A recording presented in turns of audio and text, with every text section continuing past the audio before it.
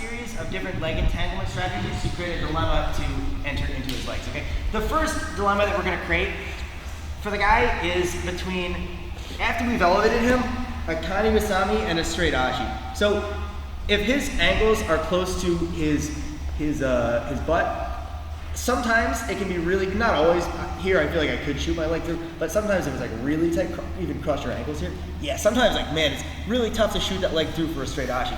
Keep it tight, keep it tight. In situations like that, a Kani Basami is usually way easier, okay?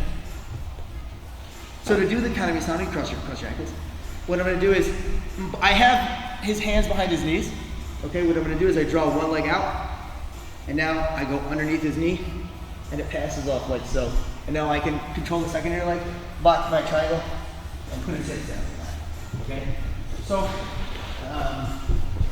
now, when you do that a few times, what people start doing is they stop doing this. Instead, they're gonna put their feet on the mat. Whereas now, a Kani Basami, it's not impossible. You could pummel it here and do one, but it's way harder. Okay, it requires more movement, and he has more opportunities to start backstepping with this leg, yeah, and getting himself out of danger. So instead, a way easier method to entangle the leg is to shoot through and come into a standard straight Ashi. Okay, now when we're in the standard straight Ashi, if his hands are off the mat, a good strategy is to go with my left foot to the floor, right foot at his hamstring, and now I'm going to bump him forward, come up once more. Take a look at what I'm doing with my right hand, guys. If my right hand is not grabbing his knee, keep a good base, don't pull over. Man, this is really hard. Now if I pull here, you feel that? Mm-hmm. It's because there's off balance and coming into his knee. Okay, that's the crucial difference there, okay? So again, we're here, he stands up. Before we were looking at transitioning to an outside Ashi to get to a bottom 50-50, okay? Like so. Okay, in that case, like we don't care if his hands are high, okay? But for the next series of movements, we really want his hands on the mat. So what I do is I go here, here, here, I bring him forward, and that's gonna help us dramatically. Now, I'm gonna come to an X guard, okay? From this X guard, I'm gonna sit up, and I'm gonna take my right hand, okay? I'm gonna go underneath the knee, and then my left hand goes underneath the knee, and I grip like so, okay? Now, once I'm here, usually in an X guard, he doesn't want to get swept, right? So just see, if he doesn't respond at all, I'll get up and I'll complete my sweep, right? Yeah, exactly, just like that. However, if he doesn't want to get swept, most likely what he's going to do is he's going to come back towards me. Once he does this, I'm going to, I'll keep the knee out, not just to make it easier. What I'm going to do is I'm going to push right here. I lock my hands like so, tight, and now look at my left foot. It drops to his knee. Now here, we take this right leg and I chop over the top, and it comes to the front of his forehead. And now we're in a backside 50-50, guys, just like before, okay? So what we were able to do was, we were able to use the threat of the X-guard sweep to enter into a backside 50-50, okay? So we started off by creating a dilemma between the Kani Basami and the standard straight Ashi Garami entry. From the standard straight Ashi Garami, put the guy's hands on the mat, then we enter into an X-guard and use that to support an outside. Alright, so let's look at the whole thing again. So it starts off, it all starts with an elevation. Now he's either crossing his ankles. If he crosses his ankles, grab behind the knees, pull one leg out, and we scissor into a Kani Basami. Okay?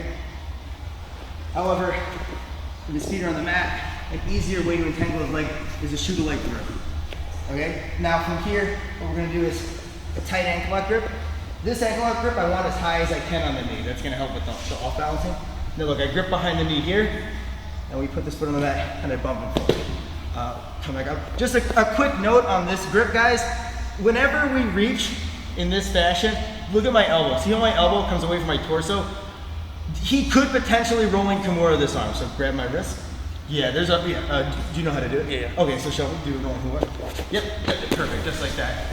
So we have to take care that, like, when you do this, you gotta make sure that we're not doing this, like, all day. If you make this grip, this has gotta be, you gotta go here, bump, fast. Okay, if he's off balance, his hands are on the mat, he obviously can't roll like Kimura me, but come back up. So when you do this, it should be, you grip and you make the off balance right away, okay? So anyway, now once we're here, first I come to an X guard. Okay, I'm gonna sit up, When I sit up, I'm gonna make a pass off with my right arm. If let's say hypothetically, I were to just let go of the leg and try to go underneath like that, Blake's obviously gonna move his leg, right? Yeah. I lose everything, right? So instead I hold like so, then I go here, then I go here. Now I'm in a situation where I could come up and get my X-guard sweep, but if he doesn't want to get swept, what he's probably gonna do is come towards me, and as he comes towards me, I connect my hands, and now I'm gonna use this foot, pushing at his armpit to get the angle that I want where my head goes behind his back. Here, my left leg drops below his knee.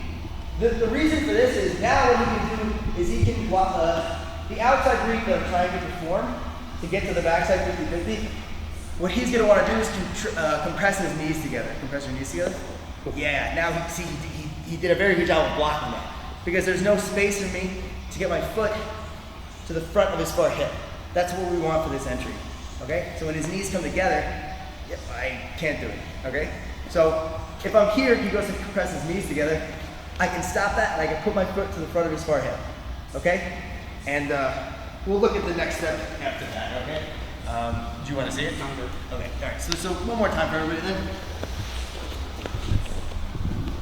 So we elevate. The initial dilemma that we're creating is between a Kani Basami and the Ashi Garami.